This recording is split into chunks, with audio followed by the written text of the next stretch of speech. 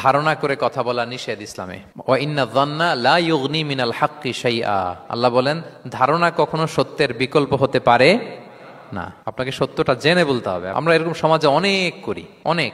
আপনি পাবেন, ধরেন যে আপনাকে আপনার এক বন্ধু দেখলো, রিক্সা দিয়ে যাচ্ছেন, আপনার পাশে এক নারী বসা, তো সে অনেক কিছু খারাপ ধারণা করতে পারে।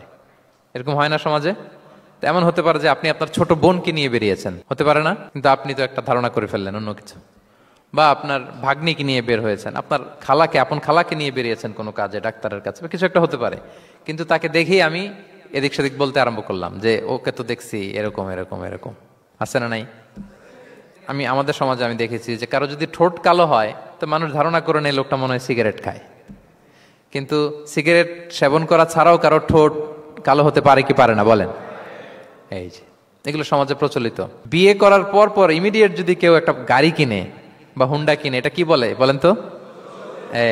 এই বোধহয় শ্বশুর বাড়ি থেকে যৌতুক নিয়ে আসছে। দেখছেন, এরকম ভুরি ভুরি আপনি সমাজে পাবেন। আন্দাজে ধারণার উপরে আমরা অনেক কথা বলে ফেলি, কিন্তু নিশ্চিত না হয়ে আপনি কোনো কমেন্টসে যেতে পারবেন না, এটা একেবারে নিষেধ।